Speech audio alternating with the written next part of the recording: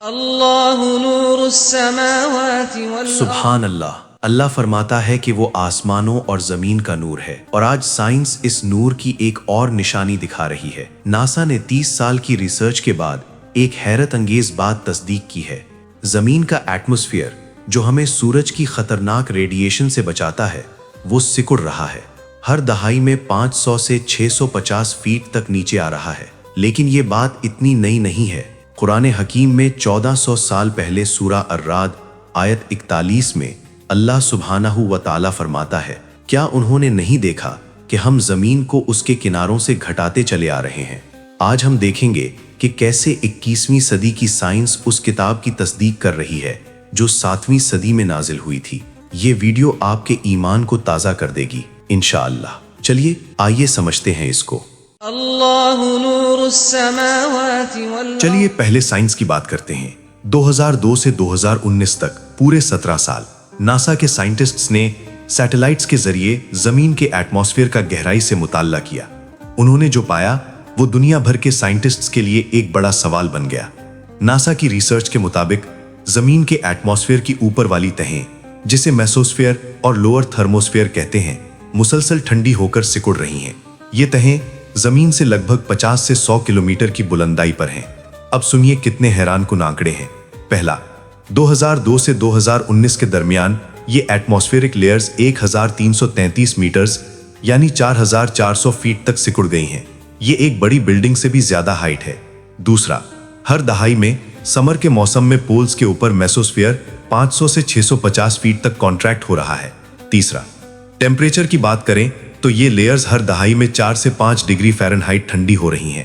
یہ permanent climate change کا حصہ ہے۔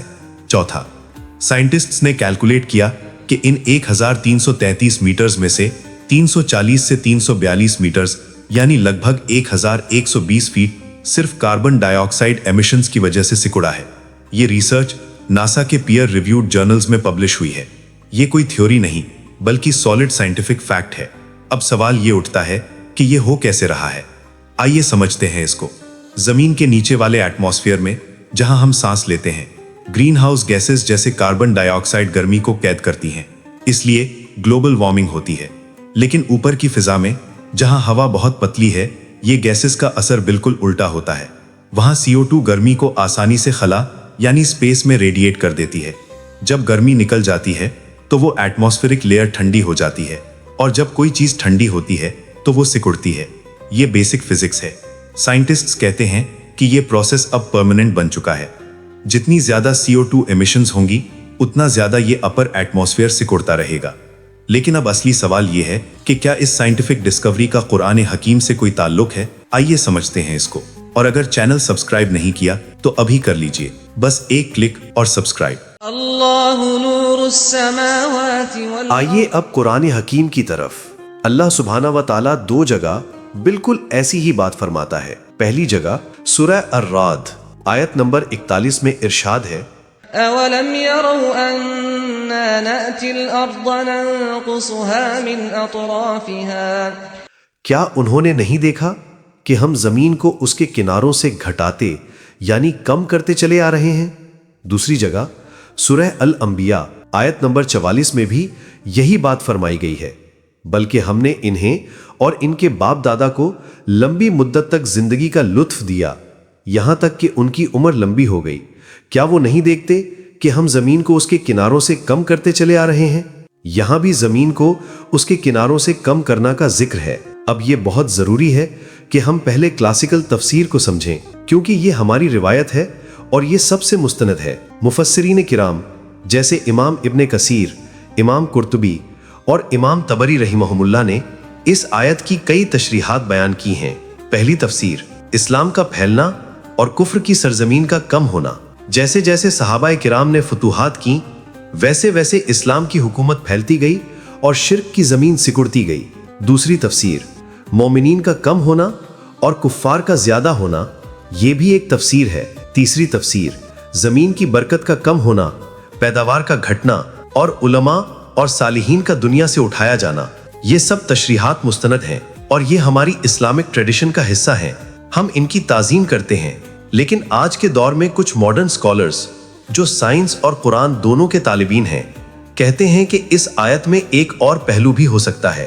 ان کا کہنا ہے کہ لفظ اطرافہا یعنی اس کے کنارے یا اس کے اطراف میں زمین کا باہری غلاف یعنی ایٹماسفیئر بھی شامل ہو سکتا ہے، کیونکہ ایٹماسفیئر ہی تو زمین کا سب سے باہری کنارہ ہے جو ہمیں اسپیس سے الگ کرتا ہے۔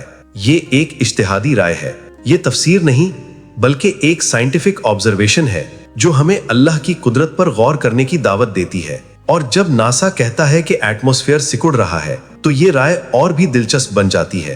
اب سوال یہ اٹھتا ہے کہ قرآن سائنس کی کتاب ہے یا نہیں؟ آئیے سمجھتے ہیں اس کو۔ اللہ نور السماوات والارض۔ یہاں ایک بہت ضروری بات سمجھنی ہے، قرآن سائنس کی کتاب نہیں ہے، یہ ہدایت کی کتاب ہے۔ یہ ہمیں اللہ کی پہچان، آخرت کی تیاری اور نیک عمل کی طرف بلاتی ہے۔ لیکن قرآن نشانیوں کی کتاب ضرور ہے۔ اللہ سبحانہ و تعالیٰ بار بار فرماتا ہے، ان فی ذلک لآیۃ للمؤمنین۔ بے شک اس میں مومنین کے لیے نشانیاں ہیں۔ جب ناسا 30 سال کی ریسرچ کے بعد کہتا ہے کہ ایٹماسفیئر سکڑ رہا ہے تو یہ ڈسکوری ہمیں کیا سکھاتی ہے؟ یہ سکھاتی ہے کہ اللہ کی قدرت ہر جگہ موجود ہے، چاہے وہ زمین پر ہو، آسمان میں ہو یا پھر ہماری سانس میں ہو۔ یہ سکھاتی ہے کہ قرآن کسی انسان کا کلام نہیں، کیونکہ 1400 سال پہلے عربیہ کے ریگستان میں کوئی یہ نہیں جانتا تھا کہ ایٹماسفیئر کیا ہوتا ہے یا وہ سکڑتا ہے۔ یہ سکھاتی ہے کہ سائنس جتنی بھی ترقی کر لے وہ اللہ کے کلام کو چیلنج نہیں کر سکتی، بلکہ ہر نئی تحقیق ہمیں اپنے خالق کو پہچاننے کا ایک نیا زاویہ دیتی ہے۔ اور سب سے بڑی بات جس آیت سے ہم نے شروع کیا تھا، اللہ نور السماوات والارض، یہ ہمیں غور و فکر کی دعوت دیتی ہے۔ اللہ فرماتا ہے، افلا یتدبرون، کیا یہ غور نہیں کرتے؟